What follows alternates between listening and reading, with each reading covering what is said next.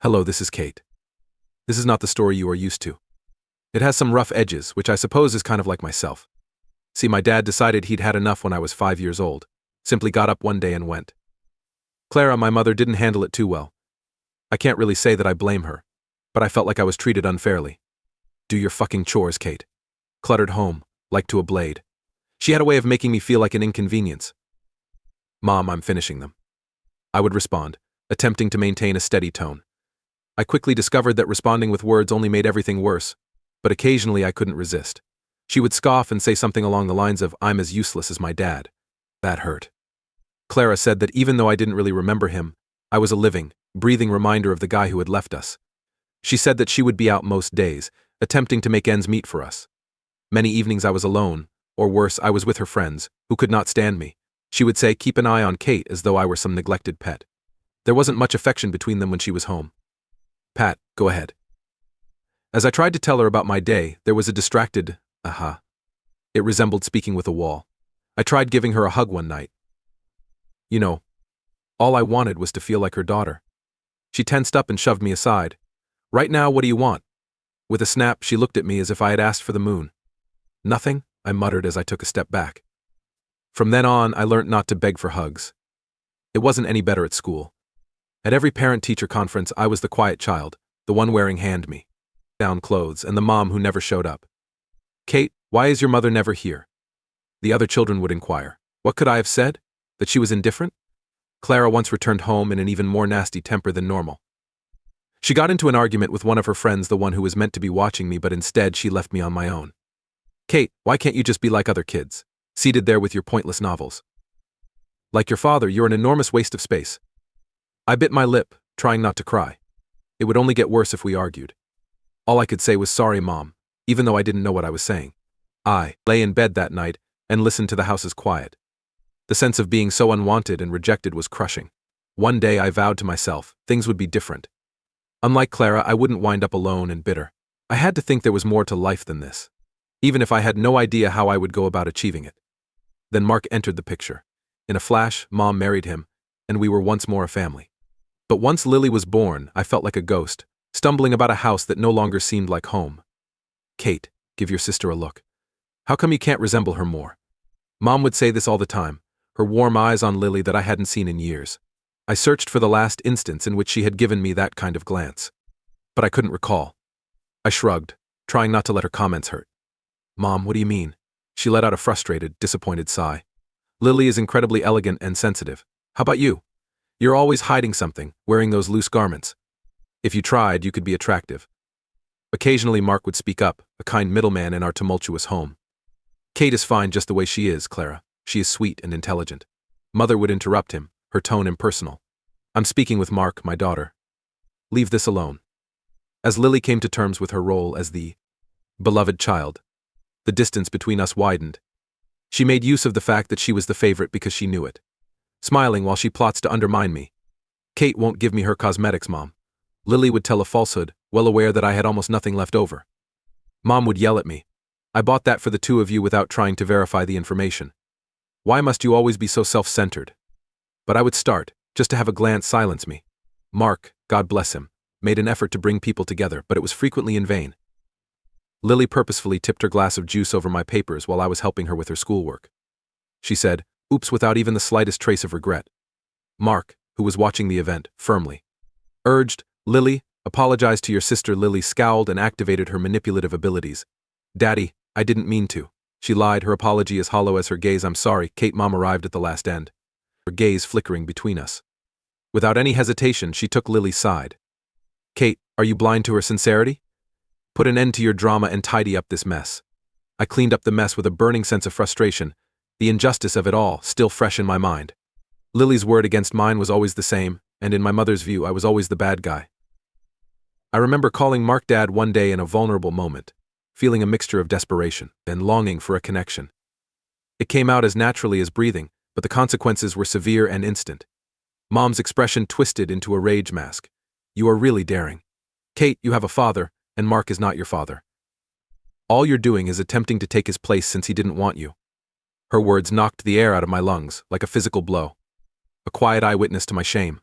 I simply My voice cracked, the pain too intense for tears to flow. I considered. What? That you could just act as though nothing was wrong?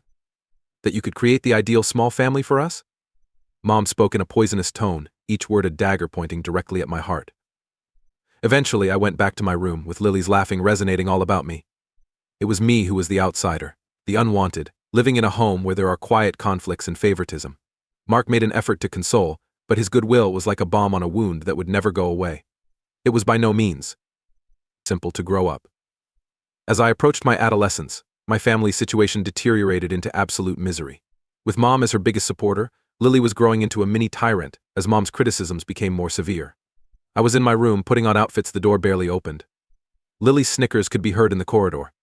Kate is attempting to dress up, similar to dressing a pig in lipstick. Without even trying to soften her tone, she laughed. Her comments hit me more than I cared to admit, and I flinched. Lily, please stop talking, I retaliated, feeling more hurt than furious. Don't speak to your sister in that manner, Kate. You know those clothing don't do anything for you. Lily is right. I stood there feeling a wave of embarrassment and rage come over me. I wanted to yell at them both and order them to shut up, but I knew it would just make everything worse. Mark entered without realizing the impending storm. Why is there so much commotion? He glanced between us before asking. I muttered that Lily was simply being her normal endearing self. My tone was laced with irony. Mark let out a sigh and had a defeated expression. For once, girls, can't we all get along? Lily bemoaned, being the victim as usual, telling me to stop picking on me.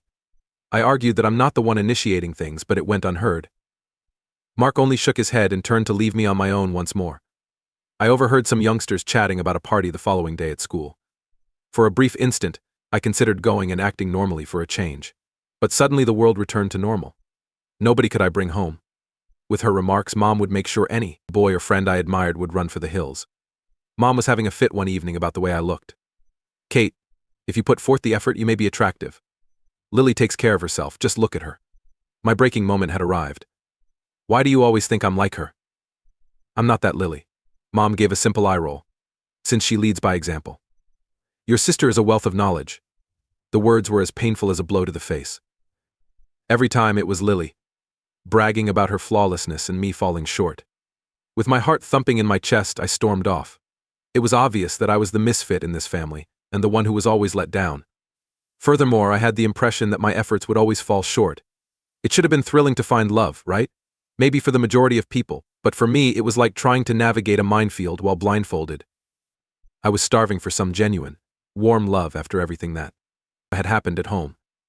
However, every time I believed I had discovered it, something would suddenly blow up in my face. At work, I got to know Jake. He was charming, witty, and seemed indifferent to my uneasiness. We clicked immediately, and for a little moment I believed that this would be the right fit. I thought it would be safe to bring him home one evening. Big error. Who's this, Kate? Looking at Jake as if he were a bug she had discovered beneath the sink, Mom inquired. Mom, this is Jake, I answered. We work together. Attempting to maintain a steady voice. Jake extended a courteous and cheerful hand. It's good to meet you, lady. Mom merely smiled tightly and nodded. It began as soon as we sat down. She appeared to be scanning for my weaknesses like a radar. So, Jake, she may not be much of a looker, but I think Kate has a decent heart. Maintains her room tidy. Well, that's something. Mom's voice was pure poisonous sweetness. Her speech was drenched in false honey. My heart was lowering and I could feel my cheeks burning. Jake gave me a confused but pitying gaze. I almost died from that stare. In fact, I believe Kate is fantastic. Jake tried to defend me, saying I was really clever and humorous, but my mother wouldn't have it. Yes, indeed. However, boys should always exercise caution. Women who like Kate tend to be clinging and assume that a date will lead to marriage. Mom continued, each word cutting deep. The evening was coming to an abrupt end. With Jake gone were our hopes for each other. While working, he was cool but aloof. Not able to hold him responsible. Who would want to go near that burning mess? Jake wasn't the only one. Tom, Darren, and a couple of others were present. Same story, different faces. Either Mom would scare them away with her threats, or Lily would contribute by leaking some fabricated story about me. After that, I stopped taking guys home. Began to meet them outside, but the damage had already been done. My self-esteem was completely destroyed. Every date felt like a ticking time bomb, as like they were waiting to leave, because they would eventually learn about my bizarre family. After yet another unsuccessful date, I returned home one evening to discover Mark sitting by himself in the living room. With shadows from the TV on his fatigued face, he questioned. Indeed, you could say so, I said, slouching next to him. You know. That you're a catch, Kate? As genuine as ever, Mark stated that any guy would be fortunate to have you. Really, I wanted to believe him, but belief was too expensive for me. Not with Lily and Mom constantly around to remind me that I wasn't good enough. Regards, Mark. You just have to keep searching. Right, I forced a smile, but inside I was crumbling. Yeah, keep looking. He's out there, Kate. Someone who'll see you for the amazing person you are. Mark encouraged, his optimism a faint light in the darkness. I nodded, not really convinced, but grateful for Mark's belief in me. Maybe one day I'd find someone who looked past the mess, saw me, and stayed. Until then, I'd keep searching, hoping for a love that could withstand the chaos of my life. A few years down the road, and here I am, Kate, at 27, carving out a slice of life for myself. I've got a decent job as an economist at this big company, and I've been living in my little slice of independence, a small apartment that's all mine. But the real game changer? Meeting Alex. He's not just some guy, he's the guy. The one I can actually picture the whole, till death do us part scenario with. One evening, lounging on my thrift store couch, Alex turned to me, his eyes serious but kind. Kate, I think it's time we introduce each other to our folks. I mean, if we're serious about this, and I know I am, they should know, right? My stomach did a somersault. Meeting his folks? Sure. My family? That's a whole different ballgame. Alex, you know I'm all in with you, but my family, it's complicated. He took my hand, his thumb brushing against mine. Hey, everyone has a little insane side project at home. How detrimental could it be? With a sigh, I told Mom and Lily everything that had happened, including every little detail. He surprisingly didn't run away. Rather, he tightened his grip on my hand. He said, we'll face them together, and that was it. I experienced some courage. I took a deep breath and gave Mark a call. He's been the one constant in my family drama's shifting sands, out of all of us. I have some news, Mark. I'm engaged to Alex, the person I'm seeing. After a little silence, Kate, that's amazing. When is our chance to meet him? Mark had an excitement that was comforting. He sprang to the moment without missing a beat. Not in case. I released a breath that I was unaware I was holding. Mark, soon. I simply. Mom and Lily have me a little on edge. You need not worry. I'll take care of this end of things. Simply invite that young man inside. It's about time this place had some positive news. After hanging up, I turned to face Alex, who had been observing me with a mixture of worry and fascination. Mark, though, is on board. Looks like we're doing this, he grinned, pulling me into a hug. See? Step 1, down. We'll handle the rest just fine. But as the day approached, I couldn't shake off the nerves. Meeting Alex's folks went better than I could have hoped. They were warm, welcoming. Everything you'd want and potential in-laws. It gave me a sliver of hope. Maybe too much. Now, as I paced the length of my living room, I tried to muster that same hope for the upcoming dinner at my family's house. Alex, ever the optimist, assured me it'd be all right, but deep down, I knew the storm that was brewing. It was going to be a showdown, my past against my future. But with Alex by my side, I felt a tad more courageous. Still, I couldn't help but run through every possible scenario, each ending more dramatic than the last. Kate, it'll be okay, Alex said, catching me mid-pace and pulling me into his arms. Whatever happens, we're in it together.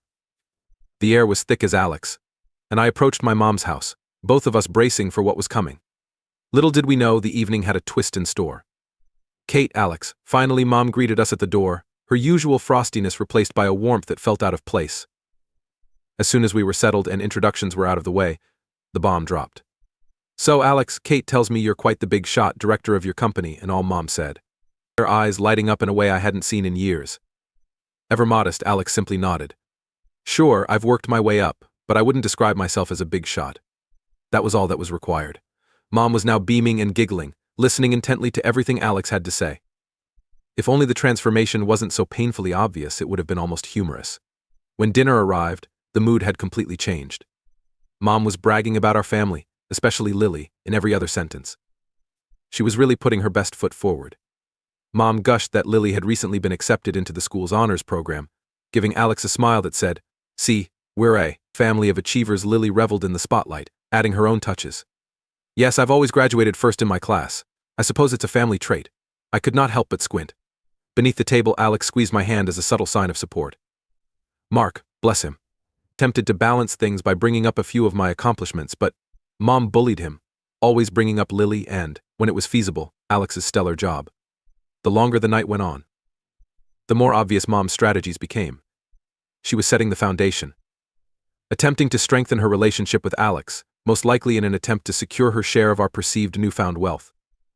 You must come from an extremely motivated family. Alex, don't you think it's crucial to teach those principles to our kids? With her eyes darting between Lily and Alex, Mom spoke. To his credit, Alex handled it really well. Indeed. He answered that ethics and hard effort pay off. Purposefully glancing at me to include me in the discourse, Mom was practically hanging over Alex as we made our reasons to depart and insisted that we come visit more frequently. Alex, you have to come over for supper again soon.